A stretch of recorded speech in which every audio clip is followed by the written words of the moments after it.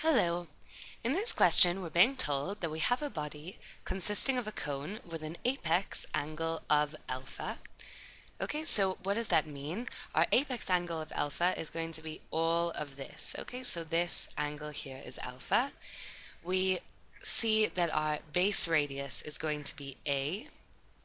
Okay, so that's this radius over here is going to be A.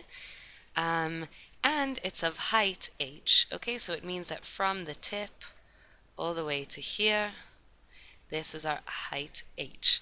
And our cone is sitting on a half sphere, which is also of radius a. Okay, they share the same radius.